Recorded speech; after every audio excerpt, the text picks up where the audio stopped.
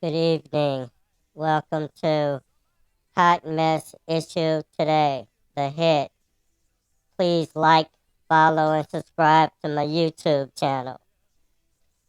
Today, I have on the racism mask, and the topic is uh, Indians, indigenous to um, America, Native Americans. I don't get it. Indians have been taken advantage of for hundreds of years. And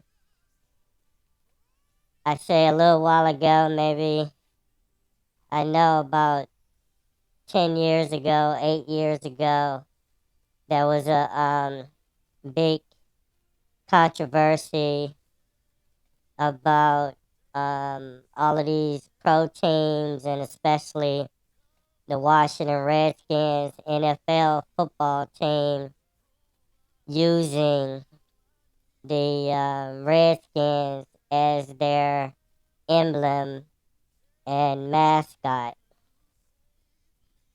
Now, the Redskins ended up changing their name. I guess after all of that lengthy court battling and all of that, I guess um, I don't even know whether what the outcome, but I'm pretty sure that either they were forced to or they just found it just in their benefit to just give it up, and they became, I think, the Commanders or something. But still, to this day, there still are um, at least 2,000 sports teams that have mascots or references to Indians or indigenous people as symbols of representing those teams. And that's over 2,000 from high school, college, and the pros. So that doesn't say anything about, youth teams and all of that, but it's still at least 2,000, and some of which, like um, Florida State, the Atlanta Braves in baseball, and so there's a lot of them still, and I don't know that does that mean um, Native Americans have given up or um, they just let it go, and or with the Redskins case with they just decided that they couldn't fight all of these battles individually, and some agreement was reached that kind of shielded all the others, or what the deal is, because it seemed like if you won one, you just keep going. I mean, what do you got to lose? And at some point, some of these teams, like the Braves, they either have the money to settle, or they can just um, find another name for the team's mascot.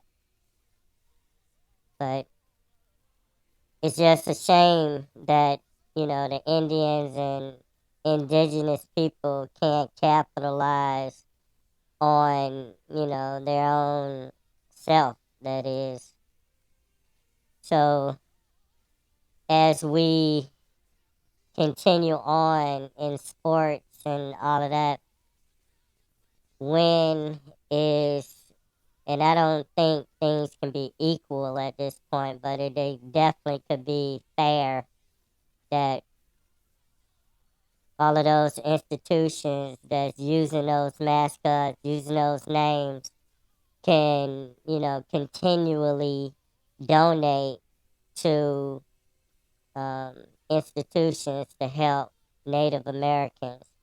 Especially, teams like Florida State and the Braves, where they getting so much TV time and making so many millions of dollars with sponsors and all of that.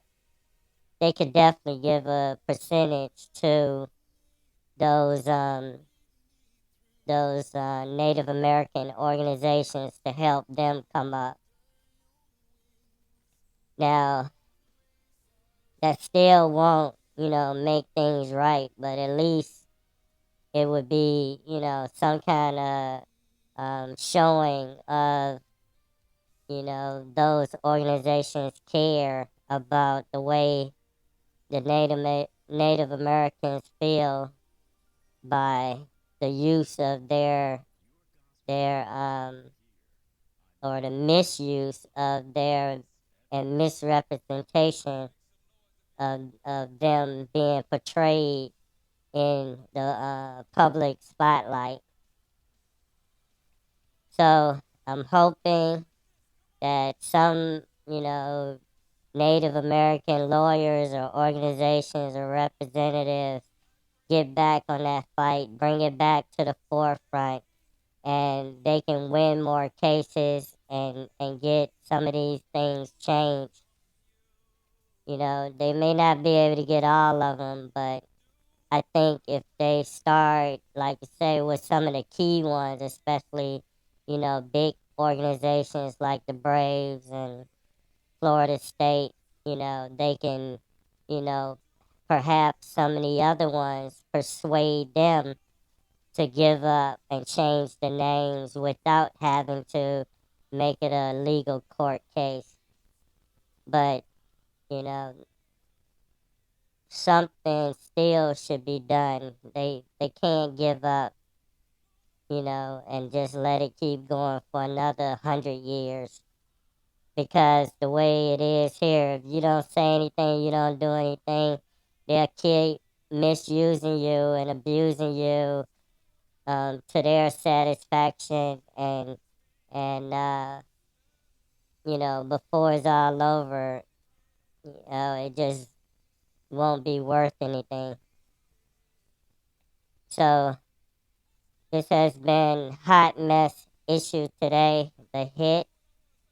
Please like, follow, and subscribe to my YouTube channel.